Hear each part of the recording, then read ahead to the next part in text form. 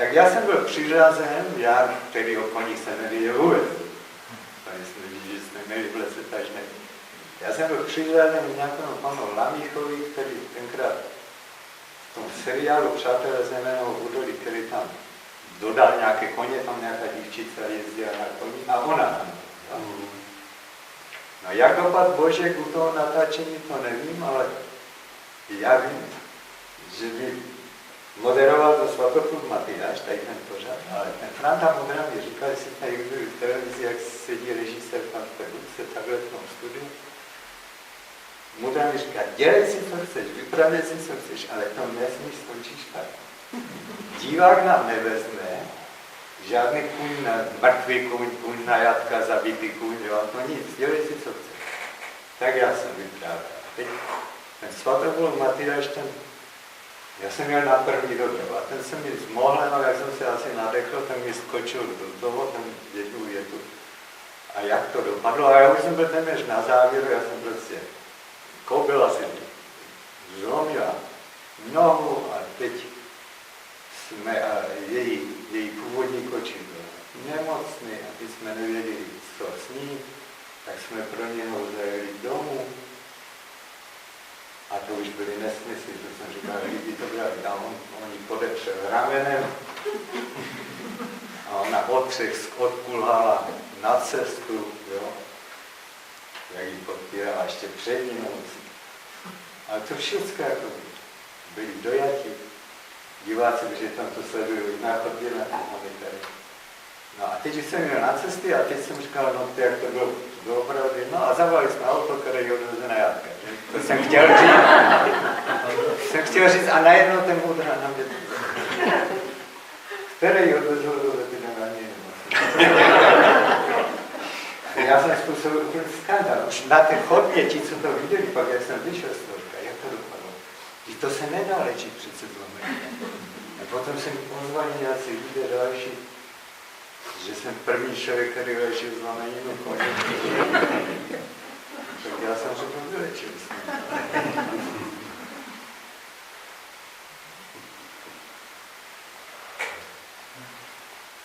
Tak můžu do toho? Jasně, vstupuji. Aleši, říkal si Javorník myslivost od zajíce po jelena, od malého po velkého, pernatýho. Užil jsi tam myslivosti? Nebo byl už si tehdy vášnivý myslivec? Nebo byla nějaká perioda, která tě dovedla na vrchol a pak to zase pochabovalo, tak jak to mám dávno já už teď taky? Je to tak, nebo jak to tak? No v tom Javorníku, že jsem tam nastoupil jako polesně velmi necelých 27 let a teď já jsem přišel na Polesňánský vrch, který měl 2700 hektarů režního, oni byli 5 hajny a všichni byli ve věku nad 50, čili tu mezi už měli, tak říkají, na hárku, jo. A já jsem tam přišel nesmírně hladově ze kulovnici 857 měst, jo. A teď my jsme samozřejmě, to bylo šíleně, to bylo v roce 73, takže to bylo v době největšího ročního střelu vysoké tady. No, Sparta té zvěře byl jako prémiový ukazatel, já jsem to taky někde napsal, já jsem musel vyhodnocovat takovou tabulku pro ředitele, a kde podle dekády jsem musel splnění, jo, Franta musí mít 5 lání, jo, a kdyby neměl, tak on řekl sousedovi Josefovi, půjď mi do prvního 1 lání, tak jsem mu udělal čárku, ten mi pak vrátil. A když jsem lovil za ně, tak byli šťastní samozřejmě. Takže tam to bylo šílené. A tam včetně toho, že odbočuji, jak jsem ještě s tím ředitelem, já nevím, určitě jste to slyšeli, ten ředitel Dvořák zvaný Goebbelsek, že to byla postava, kterou jsem teď vystihl v té poslední knížce. Snažil, teď jsem použil ten název Goebbelsek, už nevím, že je po smrti, tenkrát měl takovou přezdívku, protože zaprvé plnomodobný a zaprvé měl takovou retoriku, jo, všechno obhájil. Tak s ním nezapomenu. Já jsem tam přišel jako první jelení vždy, to bylo v době, kdy už v Jeseníku byla sovětská posádka, on s ní strašlivě kamarádil tady a my ho zasobovali takovými různými dary. Tak byla první jelení porada a ten malý človíček, on měl 165 cm, se pochlubil, že dostal takovou sekeru, takový opasek od těch Rusů, kde měl takovou sekerku do taky, pilku, nějaký nůž prostě. A teď on svoval jelení poradu do zasedačského závodu, oblekl si ten opasek, samozřejmě jak šel po té chodbě, tak to chrastil a zvonil a to měl po kolena. Svolal jelení poradu a tenkrát poprvé nějaký referent tam vyzovili znát Adolf Keller, nepamatujíš si to jméno? Měl soukromý magnetofon Uran, jestli si to pamatujete. To byl první kazetový magnetofon. Ja? Teď ten ředitel řekl, bude jelení porada a všechno si budeme nahrávat. Postavil ten na stůl, teď to měl samostatný mikrofon a teď ti všichni bolestní od... Já jsem byl nejmladší, já jsem byl číslo 9, já jsem byl Janský vrch, tam už byl jenom Hoštice a Bílá voda byla pro nehatá. Teď ti všichni, jestli vám neříká někdo Ťultík, jo, ty takový staří košky, jo, zvápené Hektor, Bernard, jo. Tak Karol těch Ťultíků. Ano, tak ti jste řády měli a postavit se před ten stůl a do toho mikrofonu odpovídat, jak vypadá jelení říje. A to bylo asi 15 let. A tak tam přišli, teď si dělám to, měl toho, říkal, Adolfe, zapni to. Čulpík tam přišel. Je brzo, co jako. Sarna tam dotýkal. No a teď já jsem byl celý, když jsem měl přijít na řadu, tak jsem se ptal tam souseda Pávka, který byl v Hoštici a říkal, tam běže něco si vymyslel. Já jsem se tam postavil. Oddělení 221, jednostranný korunový 14 terák, 195 bodů, vychází z levé strany paceky, veštor na 5, zachází tam a tam, jo. Úplně jsem si to a okamžitě jsem byl nahrán, byl jsem zastaven a okamžitě jsem byl dán za příklad. To je přístup. A večer na něj jdeme. On to má dvě strany. A večer na něj jdeme. Tak jsme na něho šli a samozřejmě jsem věděl, kde je to dělení 221, to jsem si nevymyslel. To bylo, jsem tam přišli, to je taková blativá uvozová cesta.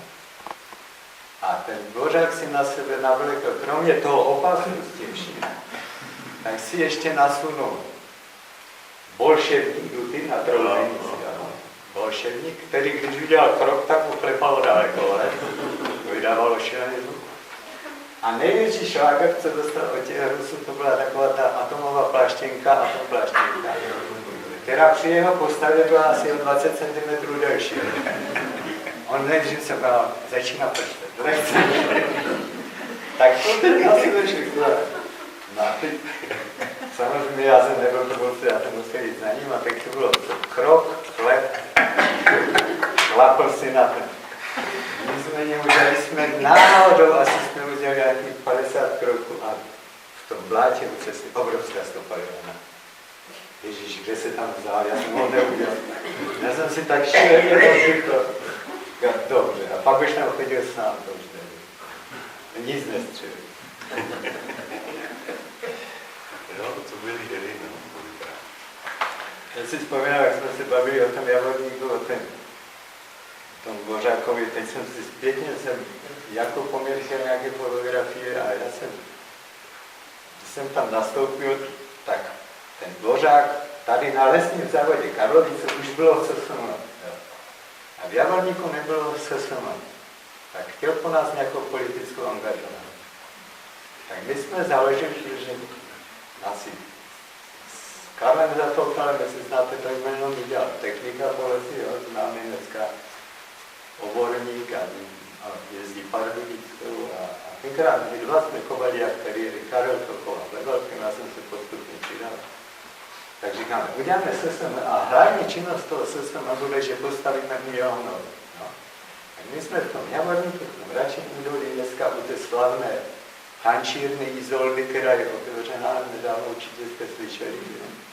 Tak tam v zahradě u té tančírny jsme postavili milion a Hned ten další rok jsme tam udělali celostátní, v roce 75 jsme tam udělali první celostátní soutěž norování klubu jakteriérů, to byl ještě slovenský klub, norování na Lišku jezerce. Ale teď přijde ta pointa.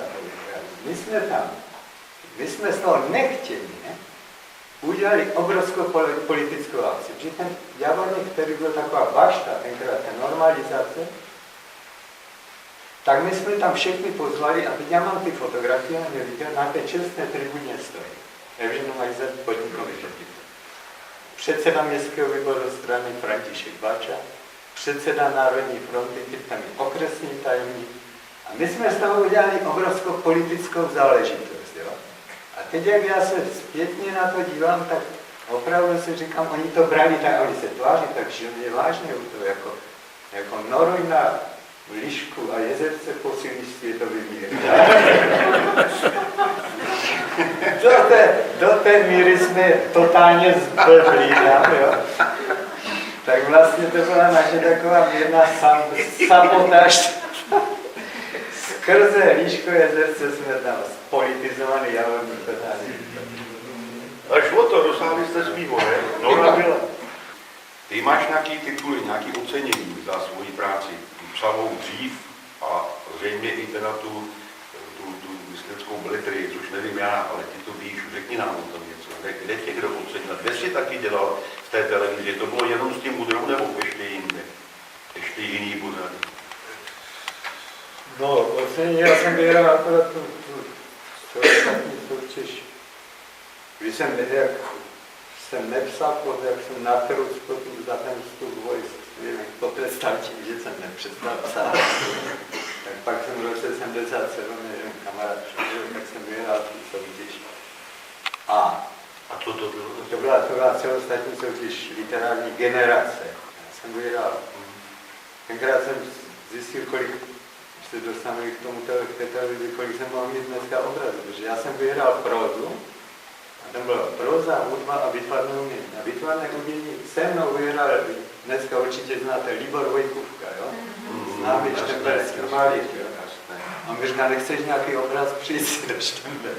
Já jsem nedojel, dneska jsem mohl mít balík, že?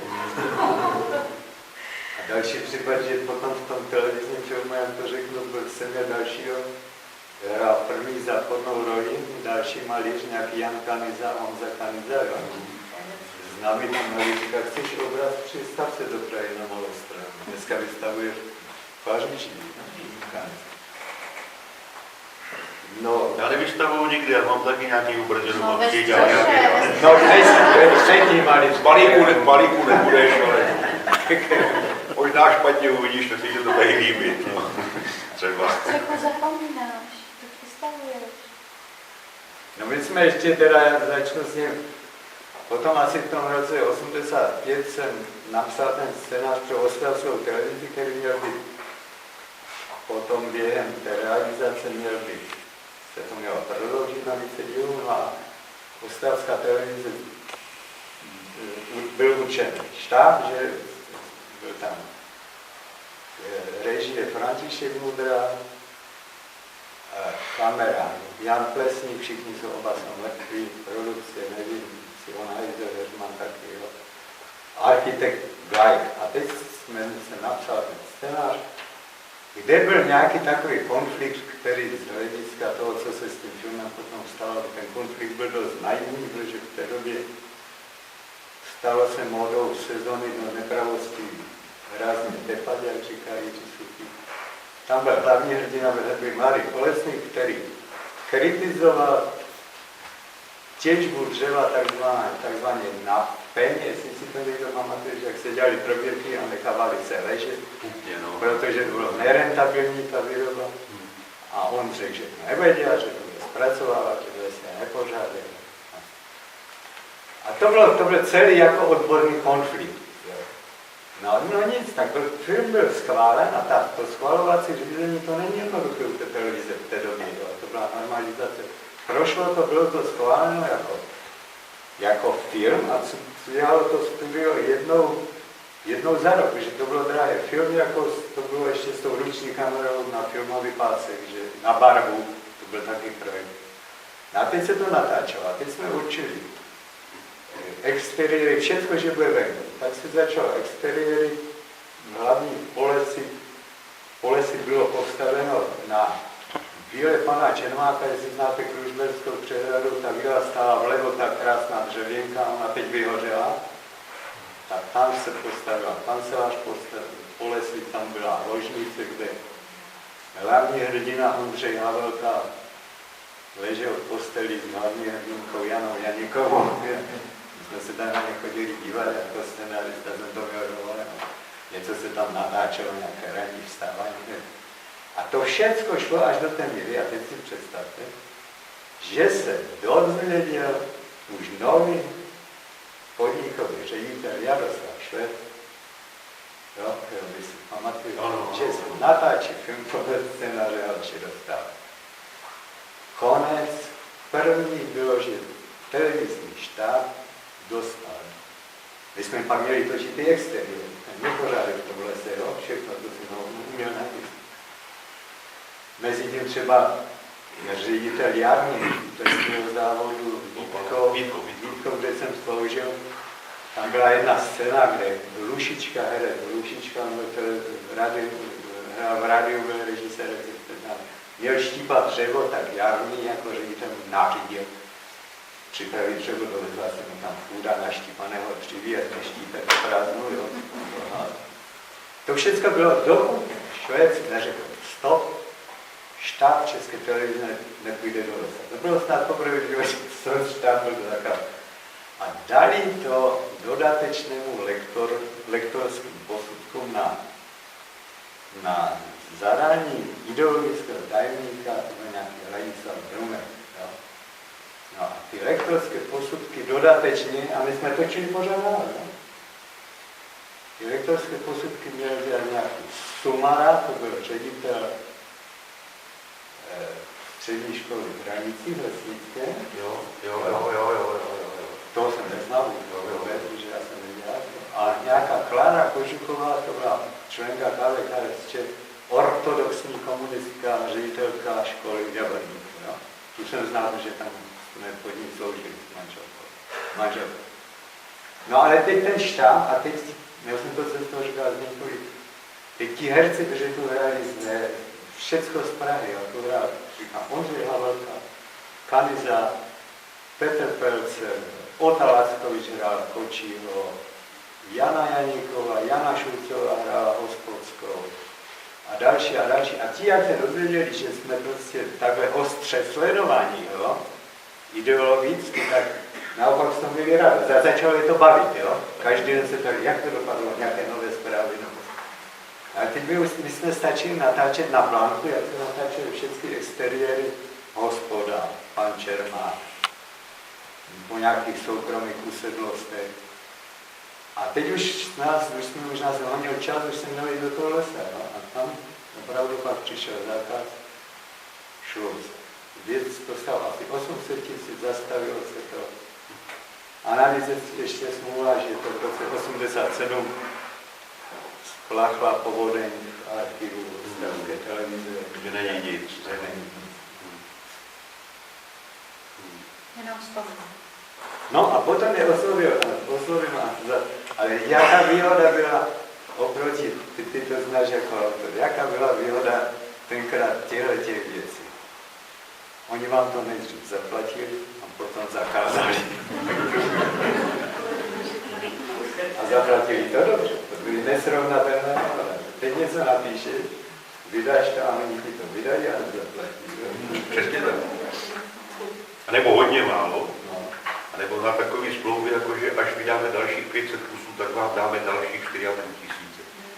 Takže vydali dalších 500 kusů, se už nikdy nerozvíte.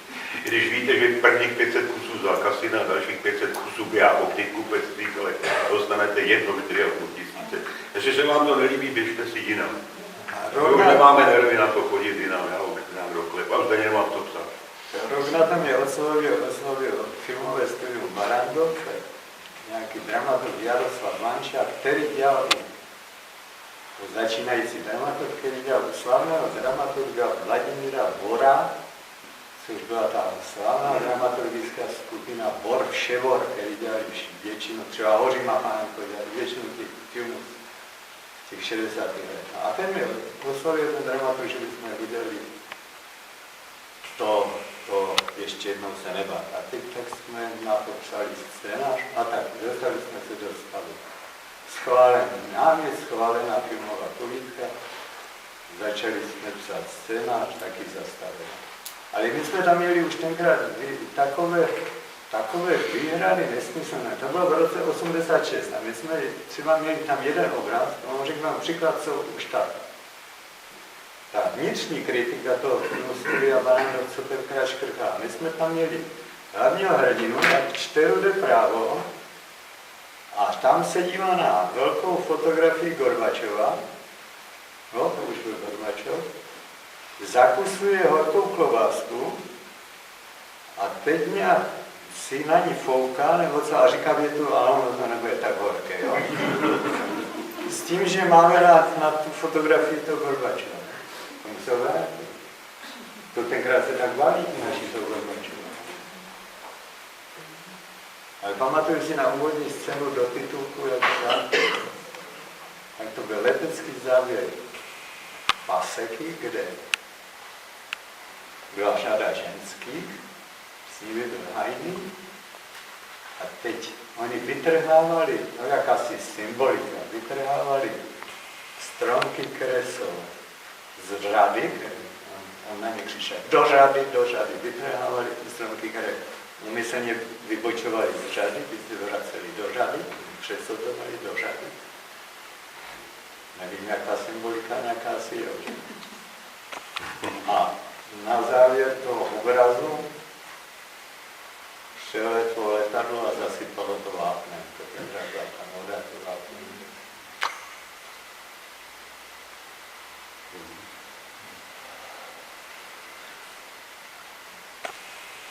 Aleš Zajček naznačil, že ty původně nepsal takovou, jak tomu říká myslivecká beletrie, že později a s přestávkami. Kdy třeba tě to tak nějak jako chytlo, že vlastně u toho zůstáváš a třeba tu otázku mám hodně, abyste si nemysleli, že jsem si to dokázal vymyslet, to bych nedokázal vymyslet. Co si třeba myslí, jako Aleš Dostál o tom boomu, o tom nárůstu obrovského množství různých takzvaných spisovatelů myslivecké beletrie, třeba v té dnešní době. Já si dovolím říct, můj názor, už jsem to tu naznačoval, je hodně těch, kteří se věnují tomu psaní, jakoby, že se chtějí zrealizovat s tím, že mají nějaké zážitky, což má vlastně to skoro každý ten myslivec. A chce to někde napsat a chce to nějak vydat a už jsem to tu říkal, jsou to někdy jenom kroniky, není osobní věci, osobní přátelství, není to takový beletrie nebo jakoby myslivecká proza, jako tak pro všechny. Je to takový zvláštní.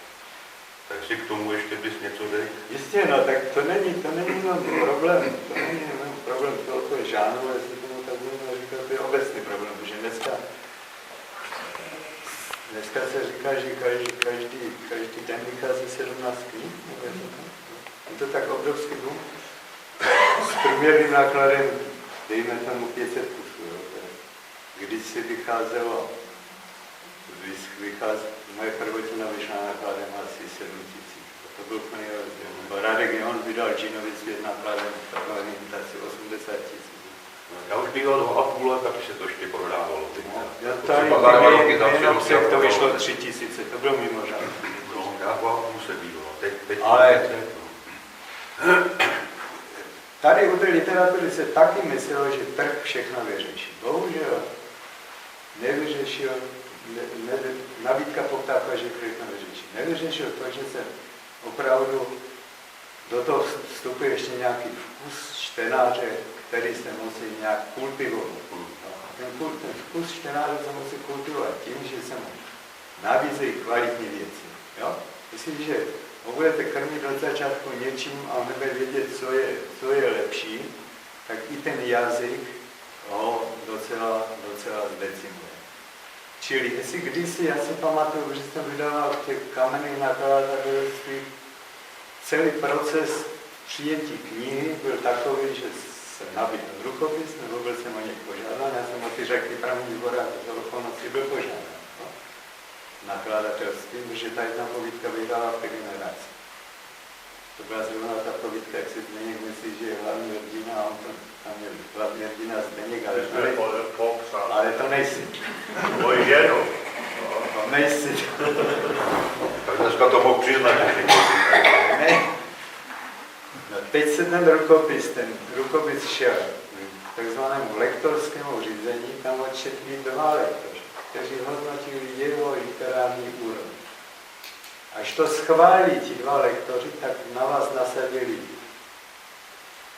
redaktora odpovědného a ten na tom rukopisu pracoval. Ten měl ten rukopis a 3krát ho vrátil, protože tam se pracovalo, ta věta se mu nelíbila, potrhal to tužkou, tenkrát to byl strojový, jsem se možná potrhal to tužkou, řekl, to ne, to musíš předělat. Celý ten proces trval. Teď se to zařadilo teprve do edičního plánu, jo? To znamená, že ta knížka nebyla schopna být za 14 dní jak dneska. Zařadil se do edičního plánu a potom vyšla v řádném termínu. Já jsem to teď zkusil, jsou ještě nakladatelství, které to dělají třeba knižní klub, ten to ještě tak dělá. Ale jsou nakladatelství, to hovoříme o tom třeba, o tom našem, kde jsme vydávali teď spolu, o tom akcentu, kde já mám přesvědčení, že tam to, kdyby nebyla nějaká autocenzura, to třeba nás dvou, že tam nedáme úplnou ptákovinu, tak tam... Oni to pustí. Tak oni tam pustí cokoliv. Ten majitel nakladatelství to ani nečte. On tam jedině, co mají, co dělají dobře, že tam mají jazykové korektury, že tam nepouštějí nějaké ruky. Ale jinak obsahově nezájí. Přitom, to hovořím o tom akcentu. A přitom ten akcent na druhé straně vydává perly, jo? On ani možná sám neví, ten člověk se jmenuje Rybníček. Ten majitel a on sám neví, že on vydal sebrané spisy Jana Skácela třeba teď, jo? On tam teď vydal Tomečka, jo? Což jsou teda perly. A těžko mu to vybírat, to je na náhodu, on je bezmysl. Je to náhoda, jo? To, co se k němu dostane náhoda, on sám přiznává, já tomu nerozumím, já jsem stával. Ale koupil to, je to vlastník, má tam nějaký volky, který mu ty základní věci udělají a titulku barem jdou připraví, pustítě to, chcete to, ano, to vlastně. No, ale měl tam nějakýho pana Pachovu, který to četl, ty rukopisy, a ten rozhodoval, když já jsem tam začínal, byl asi 10 let, nebo 9, 8, 10, tak on rozhodoval o tom, jestli ten rukopis veme nebo ne. Jo, a nějak to přečet a říkal, jo, toto by mě zajímalo. A to byl ten, který říkal, ale tady ta pasáž, víte, a tohle, ten do toho trošku, tak jako řeknu uvozovky, slušně jako trošku drpal. Jenomže oni se potom s tím panem Rybníčkem, což mi říkal ten Rybníček, když se tu kdysi stavil, nějak nepohodlí, ono pustilo, už tam takový čtenář není. Už tam jsou jenom ty holky na tu manuální práci a on točí obrovské množství titulů. Takže on má svoji tiskárnu. Ano, on má ty takzvaná ta červená knihovna pro ty vesnické romány, tomu tam prostě píšou ty stejné ženské, ty taky píšou. Ale to jsou ta Vlasta Javořická, to jsou dávno mrtvé ženy, pozůstalo. Jedou, prostě jsou 100 let mrtvé a pořád tam chodí ty pozůstalosti. On za to neplatí nic, protože 60 let je autorský právo platí. Po 60 letech nic. Dobrý, necháme Aleše oddechnout, přátelé. A hoďte sem jednu otázku panu kvalitnímu, velmi kvalitnímu spisovateli Aleši Dostálovi, on vám na ně rád odpoví. Ano. Navážu na tu poslední diskuzi, jestli myslíte, že je lepší podle vás, že tam nějaká ta korektura toho díla předem, než se vydá a měla by teda směřovat k největší kvalitě, anebo to, co dělá to naše vydatelství, že se nikdo nezajímá o obsah prostě. Jednoznačně musí být nějaké měřítko kvality a měřítko kvality a to někdo musí učit. A to neplatí jenom ten žádný, to obecně. No. Někdo to musí učit opravdu jinak. Dneska není problém, kdo má peníze, tak si může vydat knížku. Já teda naštěstí zatím se spousta autorů vydává, to je to šílené. Víte, já vám řeknu příklad. Já jsem v Ostravském středisku obce spisovatelů. Včera jsme měli z okolností schůzi a jsou tam autoři tak věhlasní a renomovaní, například, jestli vám to někdo, to řekne Miroslav Sehnal, ne? Nebo Miroslav Stoniš. Ne? Jsou to autoři, kteří Stoniš vydal svoji první knížku, je to ročník 38, svoji první knížku Povídky pod polštář vydal sobě student FAMu a lektoroval mu je Milan Kundera, který byl jeho učitelem dramaturgie na FAMu. Je to špičkový autor, ale píše takovou lirickou prózu, která bohužel dneska nějak nefrčí, nemá své čtenář, dneska spíš ta epika. Jo. Takže on vydává knihy tím způsobem, že mu to nějak, jeho synové jsou za vodou, mají z peněz, tak mu to zaplatí. A takže on vydává román za románem, který si platí sám. Bohužel druhá strana je, že lidi to opravdu nekupují. Tady Bouřská koupí 2,5 tisíce a Stoniče koupí. On to píše kvalitně, já mám ty keci, jim se to nepíše. Já jsem teď tam nevyzal, ale jeho koupí 100, jo, to koupí tady kvůli tomu námětu, to lidi kupují. Takže opravdu já si myslím, že kdyby se měla posunout někde ta literatura ke kvalitativní, zase ti nakladatele to nebudou chtít dělat, oni říkají, my to neprodávám, a tak já opravdu. Když to posuzuje někdo, tak otázka je, že je to hodně subjektivní a ne vždycky to může být jako prospěch věci. Ale s tím autorem mám podle najde nějakou schodu, jo, k tomu, aby se to nakonec vydalo, ale fakt je třeba, když to čtu po sobě třeba i 3krát, kolikrát, než to pustím, s nějakým vždycky odstupem, několika měsíčním, tak tam stejně udělám tu stejnou chybu. Je vzpomínaný Tonda Suchánek, ještě když byl schopnej, tak po mně čet určitý ty povídky nebo ty pasáže a ten mi tam vybral to, co jsem tam potřeboval chytnout. Já jsem to nevěděl. Jo, zopakuješ jako myšlenkově to třeba jednou a půlkrát nebo dvakrát blbě. Nevšimneš se to, když to čteš jako ty sám po třetí, čili někdo by do toho měl po stránce kvality jakoby. Jako opravdu vychází spoustu nesmyslných věcí, které jako nemají žádnou hodnotu vůbec. Ale to měřítko, kdo to posoudí, je... No tak to jsme si nerozuměli, pardon, já jsem myslel konkrétně na věci, na jedné knížce, že toto ano, to měřítko, kdo by to posoudil z toho, co vydat, co nevydat, to je obrovský problém, že ten rybníček tě řekne do toho, mě nekecej, to je můj problém, to je moje nakladatelství. A on točí buchár, ten jede v objemu. A vem si, že on, když vezme 250 korun jednu knížku a ten objem udělá, kdyby jenom tu 500 prodal v tom objemu, co on má, tak je to velmi bohatý člověk. Jako. Ale ta kvalita na to, jak to už to říkal tady, ale na to on nekouká. Ještě ti vlastně teď odpovím, protože já jsem se k tomu dostal. Já jsem svého času teď po těch letech jsem v nemocnici, byl na tom dost blbě. A najednou jsem objevil knížku mého kdysi dávno kamaráda Richarda Sobotku. Jo, Richarda taky několik ze svazu. Beskydy, ne? Beskydy, Vypložnově. A vím, že výborný novinář má cenu Kýše. A najednou jsem ve víkendu začal vydávat knížky čtyřnožství, miláčství obce, jo. A nějaké tady z tohoto mysliveckého žánru, a já jsem si pytlářské hřibění. Já jsem si to koupil, protože jsem Richarda Sobotku znal. A říkám, já v životě ne. To je, jak kdybych já psal o chirurgii v žaludku, jo.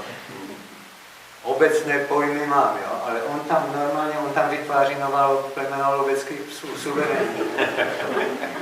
Ale vůbec mu to nedojde, jo. Čili zase, slovesně jakž tak odvedené řemeslo, jo, ale celý ten děj, ty nesmysly, tomu někdo předvyprávěl, nebo pak on se pochlubil, že on někoho chytil nějaké deníky staré, a teď je předvyprávěl a dopadla z toho taková výzva. To jsem si řekl, tak to ne. A napsal jsem Velikonoční. Vidíš, ale pan Černý z víkendu ten ho bere jako špičkovýho svého autora. Celá řada knih, co Sobotka vydal víkend a Jiříček. A já jsem tenkrát, to myslím, první rukopis jsem, pan Černý, ten šéfredaktor toho víkendu, tak jsem mu volal a on říkal, jo, prosím vás, a jste aspoň tak dobrý, jak Richard Sobotka. Já říkám, to nemyslíte vážně, to jsou lepší samozřejmě. A už jsem mu nic neposlal. Vy jste vzpomněl tady obec spisovatelů, že jste členem obce spisovatelů. Po revoluci pomaličku, ale jistě obec spisovatelů ztrácí na společenském významu. Jaký je teďka současný stav? Úplně stejný, možná ještě horší. No. Já jsem kdysi byl bez svazu spisovatelů, jo. V roce 89 to skončilo a už jsem se o nic nezajímal. Dál většina těch mých kolegů ze svazu přestoupila do obce spisovatelů. Máme na mysli teď naše společné známé Mirka Stonyše, Lidii Romanskou, Karla Vojtka, nebo ještě no, tak. No a ta... A Sobotku taky.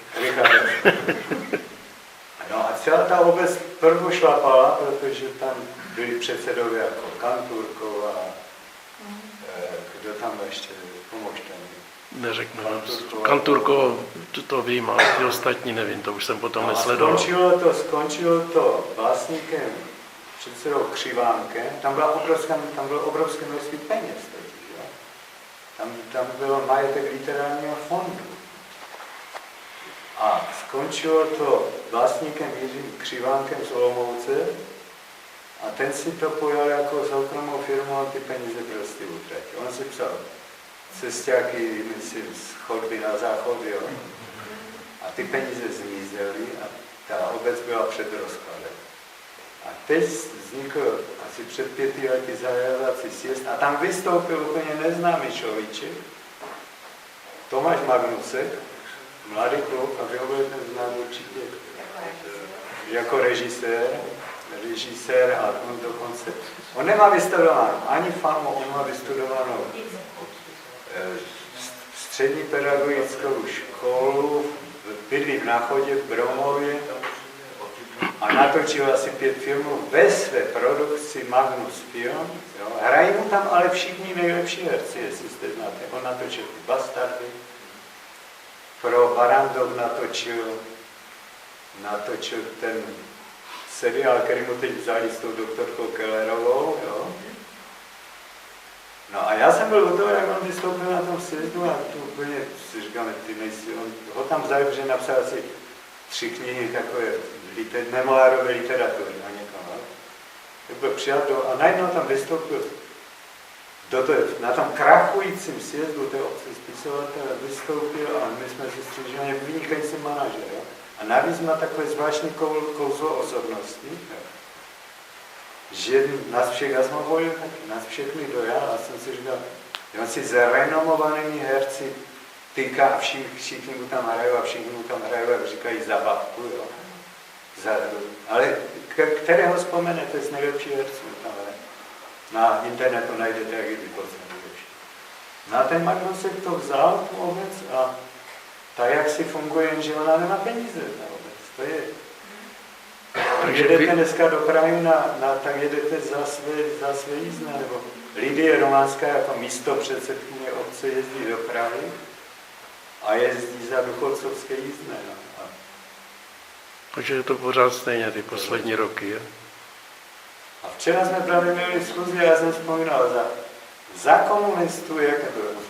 Tak krásně, že antikomunista. A jaké to bylo za komunistů? My jsme přišli na ten svaz spisovatelů a tam byla tajemnice a řekla, pojďte se podepsat. A předem, než jsme cokoliv začali dělat, jsme každý dostali cesták a 100 korun besedné. Jo? Tomu se říkal besedné. To jsme byli na tu útratu. 2 chlebičky a fernet. No, nám stačilo těch 100 korun, že to bylo v roce někdy 80, když to bylo peněz.